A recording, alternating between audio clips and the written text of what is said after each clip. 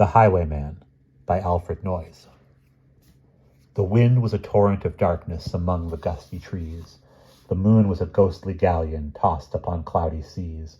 The road was a ribbon of moonlight over the purple moor, and the highwayman came riding. The highwayman came riding up to the old inn door. He'd a French cocked hat on his forehead, a bunch of lace at his chin, a coat of the claret velvet, and breeches of brown doe skin. They fitted with never a wrinkle, his boots were up to the thigh, and he rode with a jeweled twinkle, his pistol butts a twinkle, his rapier hilt a twinkle under the jeweled sky. Over the cobbles he clattered, and clashed in the dark inn yard.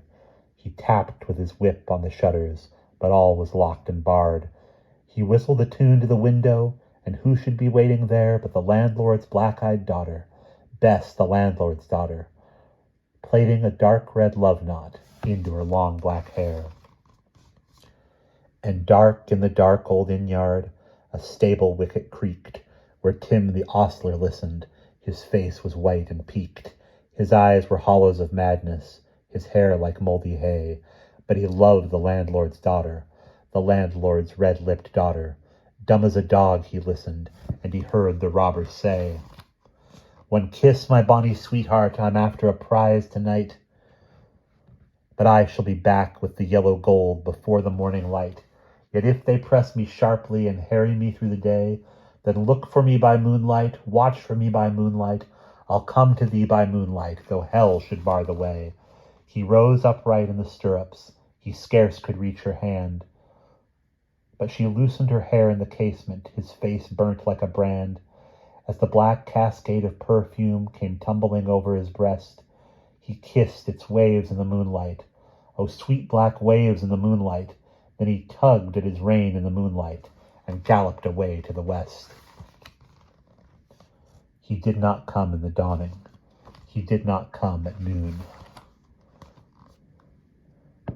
And out of the tawny sunset, before the rise of the moon, when the road was a gypsy's ribbon, looping the purple moor, a redcoat troop came marching.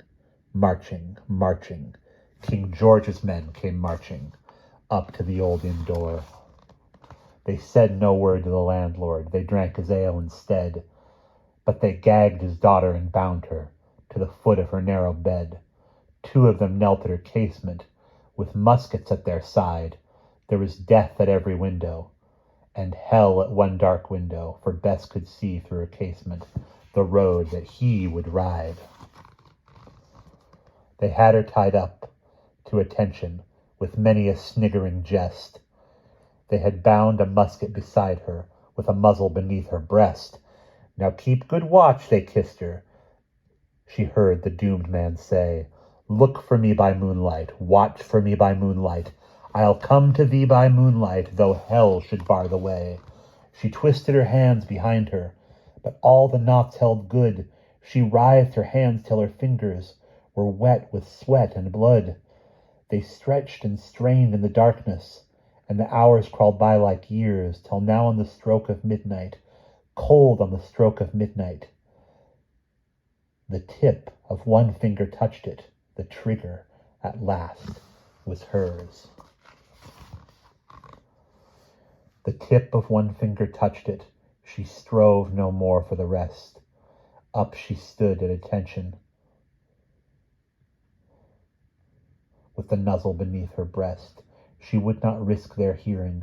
She would not strive again, for the road lay bare in the moonlight, blank and bare in the moonlight, and the blood of her veins in the moonlight throbbed in her love's refrain.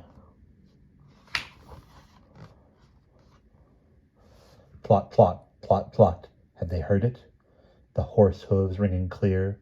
Plot, plot, plot, plot. In the distance, were they deaf that they did not hear?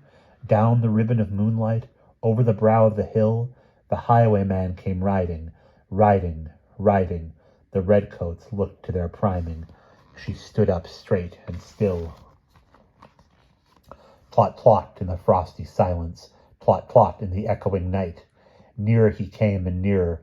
Her face was like a light. Her eyes grew wide for a moment. She drew one last deep breath. Then her finger moved in the moonlight. Her musket shattered the moonlight, shattered her breast in the moonlight, and warned him with her death. He turned, he spurned to the west. He did not know who stood, bowed with his head o'er the musket, drenched with her own blood. Not till the dawn he heard it, and his face grew grey to hear how best the landlord's daughter, the landlord's black-eyed daughter, had watched for her love in the moonlight and died in the darkness there.